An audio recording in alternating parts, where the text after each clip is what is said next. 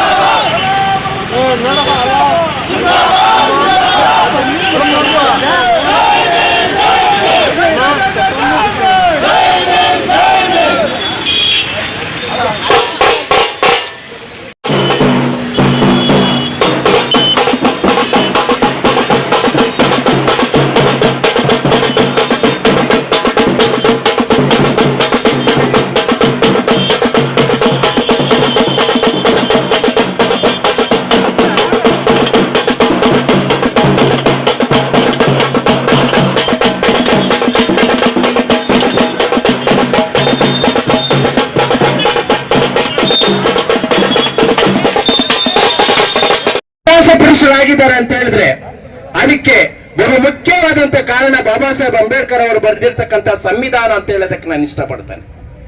ನಿಜಾನೂ ಸಹ ಅದು ಅಂದು ಸಾಮ್ರಾಟ್ ಅಶೋಕರ ಕಾಲದಿಂದ ಆಗಿರ್ಬೋದು, ಬುದ್ಧರ ಕಾಲದಿಂದ ಆಗಿರ್ಬೋದು, ಬಾಬಾ ಸಾಹೇಬ್ ಅಂಬೇಡ್ಕರ್ ಅವರ ಕಾಲದಿಂದ ಆಗಿರ್ಬೋದು, ಪೆರಿಯಾರ್ ರಾಮಸ್ವಾಮಿ ಅವರ ಕಾಲದಿಂದ ಆಗಿರ್ಬೋದು, ಎಲ್ಲರೂ ಸಹ ಈ ಭೂಮಿ ಮೇಲೆ ಹುಟ್ಟಿ ಇತಿಹಾಸ ಸೃಷ್ಟಿ ಮಾಡಿರ್ತಕ್ಕಂಥ ಜನರು.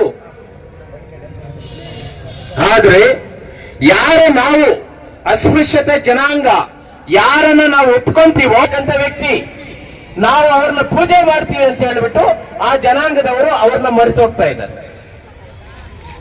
ತಂದೆ ಪೆರಿಯಾರ್ ಅವರು ಮುಂದುವರೆದ ಜಾತಿಯಲ್ಲಿ ಹುಟ್ಟಿದಂತ ವ್ಯಕ್ತಿ, ಅವರನ್ನ ನಾವು ಬಾಬಾ ಸಾಹೇಬ್ ಅಂಬೇಡ್ಕರ್ ಅವರ ಕಾಲದಿಂದಲೂ ಸಹ ನಾವು ಅವರ ಹೋರಾಟಗಳನ್ನ ಅವರ ತತ್ವ ಸಿದ್ಧಾಂತಗಳನ್ನ ನಾವು ಮೈಗೂಡಿಸ್ಕೊಂಡಿದ್ದೀವಿ ಅಂತ ಹೇಳ್ಬಿಟ್ಟು ಅವರ ಜಾತಿಯವರು ಅವ್ರನ್ನ ಬಿಟ್ಬಿಟ್ರು.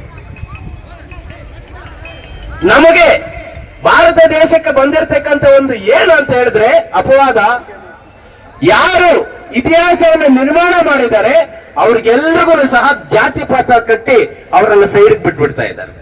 ಬಾಬಾ ಸಾಹೇಬ್ ಅಂಬೇಡ್ಕರ್ ಅವರು ಒಂದು ಜಾತಿಗೆ ಬರೆದಿದ್ದ ಸಂವಿಧಾನವನ್ನ, ಒಂದು ಜಾತಿಗೆ, ಒಂದು ಕುಲಕ್ಕೆ, ಒಂದು ಧರ್ಮಕ್ಕೆ ಬರೆದ್ರ ಸಂವಿಧಾನದ ಅಡಿಯಲ್ಲೇ ಕೆಲಸ ಮಾಡಬೇಕಾಗಿರ್ತಕ್ಕಂಥದ್ದು. ಗ್ರಾಮ ಪಂಚಾಯತಿಯಲ್ಲಿ ಕೆಲಸ ಮಾಡಬೇಕಾಗಿರ್ತಕ್ಕಂಥ ಪಿಒನಿಂದ ಹಿಡಿದು ದೇಶದ ಅತ್ಯುನ್ನತವಾದಂತ ಹುದ್ದೆಯಾದಂತ ರಾಷ್ಟ್ರಪತಿಯರ ತನಕ ಸಂವಿಧಾನದ ಅಡಿಯಲ್ಲೇ ಕೆಲಸ ಮಾಡಬೇಕು. ಈ ಮುನಿಯಮ್ಮನಿಗೂ ಸಹ 307 ದೇಶದ ಅತ್ಯುನ್ನತ ಸ್ಥಾನದಲ್ಲಿರ್ತಕ್ಕಂಥ ದ್ರೌಪದಿ ಮುರ್ಮು ಅವರಿಗೂ ಸಹ 307 ಅನುಭವಿಸುತ್ತೆ. ಎಲ್ರಿಗೂ ಕಾನೂನು ಒಂದೇ. ಆದರೆ ಬಾಬಾ ಸಾಹೇಬ್ ಅಂಬೇಡ್ಕರ್ ಅವರನ್ನ ಕೆಲವು ಜಾತಿವಾದಿಗಳು ವೇದಿಕೆಗೆ ಮಾತ್ರ